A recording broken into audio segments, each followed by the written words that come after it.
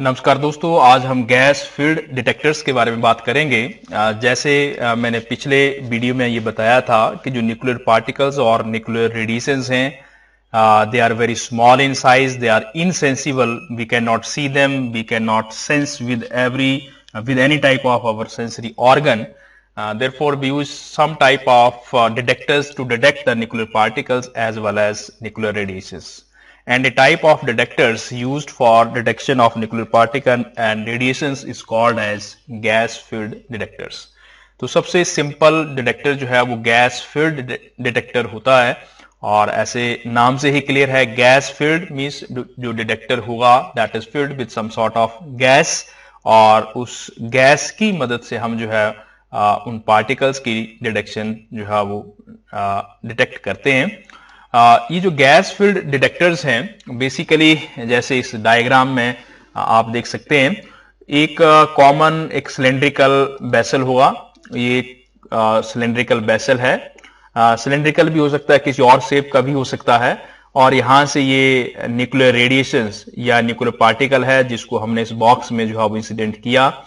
क्योंकि ये जो बॉक्स है it is filled with some gas, तो जैसे ही ये न्यूक्लियर रेडिएशंस या पार्टिकल जो हैं इन गैस के साथ, गैस के एटम्स के साथ इंटरेक्ट करेंगी तो उससे आयनाइजेशन होगी. मींस जो कोई एटम होगा, यहाँ पे जो भी कोई एटम होगा न्यूट्रल, जब इसके ऊपर कोई रेडिएशंस या पार्टिकल इंसिडेंट करेंगे तो उससे ये पॉजिटिव आयन और इलेक्ट्रॉन में जो है वो टूट जाएगा, जिसको हम आयनाइजेशन कहते हैं.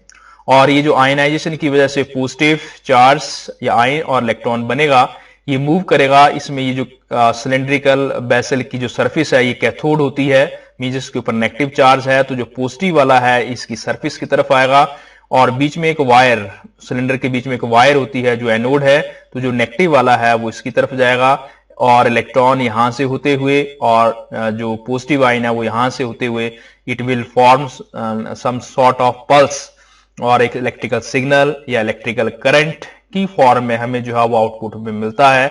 और ये जो पल्स मिलेगी उसको एम्पलीफाई करेंगे और एनालाइज करेंगे, उसके बेस पे हमें ये मालूम होता है कि जो पार्टिकल था वो कौन सा पार्टिकल था.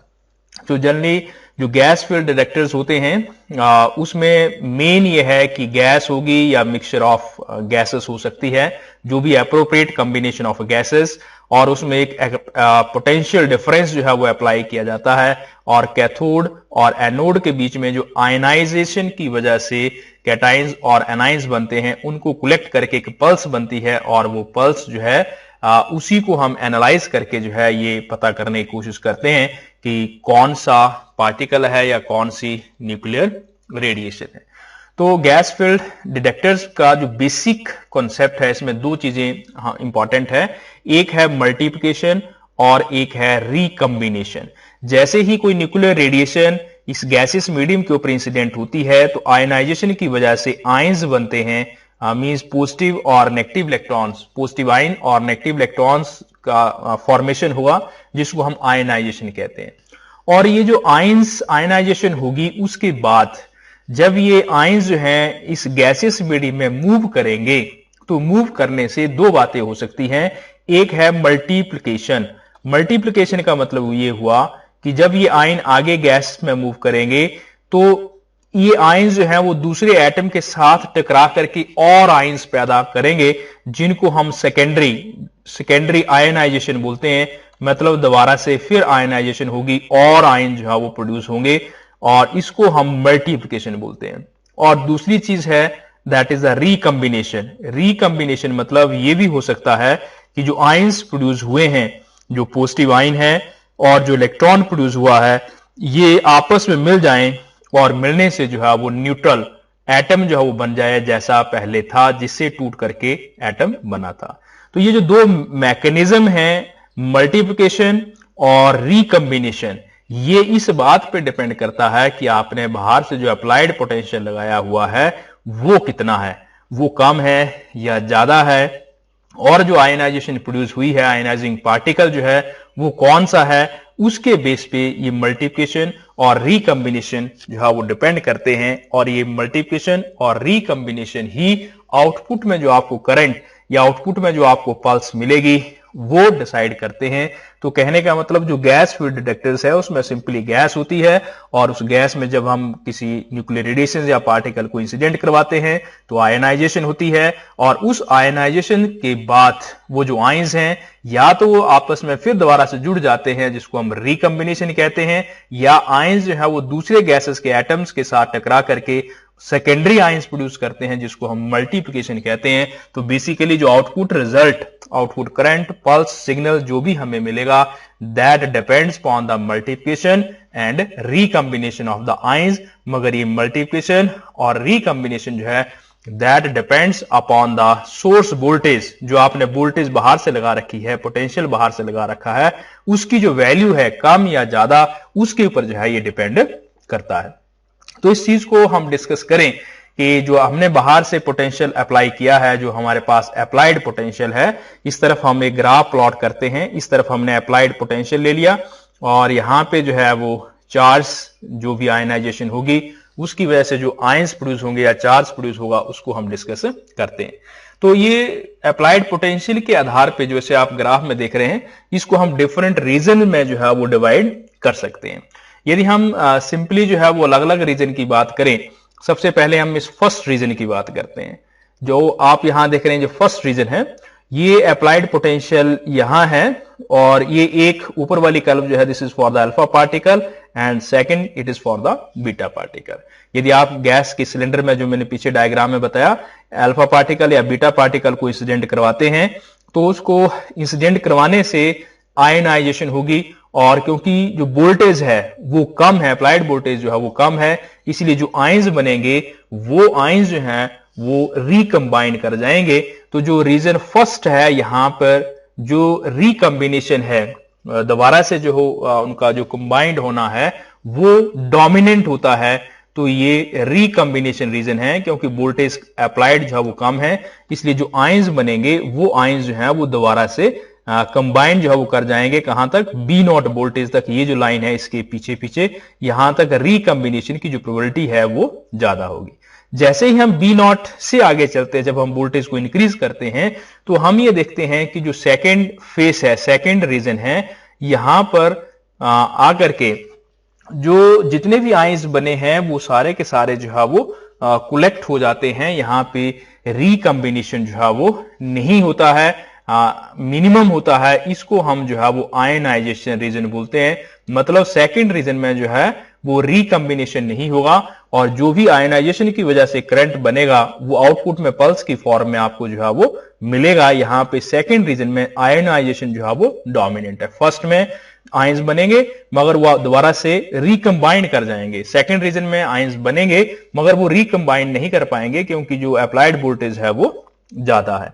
उसी तरह से यदि आप थर्ड रीजन में मींस वोल्टेज जो है वो और इंक्रीज करते हैं, तो जब आप वोल्टेज और इंक्रीज करेंगे तो हम इस थर्ड रीजन में पहुंचेंगे, और ये जो थर्ड रीजन शो करता है ये सेकेंडरी आयंस शो करता है कि जो प्राइमरी आयंस बने थे वो फर्दर जब गैस के अंदर मूव करेंगे तो वो दोबारा से दूसरे आयंस की फॉर्मेशन होगी। तो यहां पे सेकेंडरी आयंस की जो है वो फॉर्मेशन होती है, और यहां पे जो आयनाइजेशन करंट जो बनेगा that is directly proportional to the energy of the incident particles। जो बाहर से पार्टिकल आपने या न्यूक्लियर रेडिएशन इंसिडेंट की थी उनकी एनर्जी के ऊपर जो है वो डिफरेंशिएट करता है या डिपेंड करता है।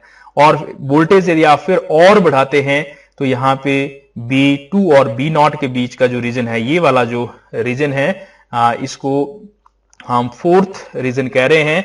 फोर्थ रीजन में आकर के जो प्रोपोर्शनलिटी बिहेवियर है वो खत्म हो जाता है, प्रोपोर्शनलिटी बिहेवियर इज लॉस्ट। अब यहां पे प्रोपोर्शनलिटी बिहेवियर नहीं रहता।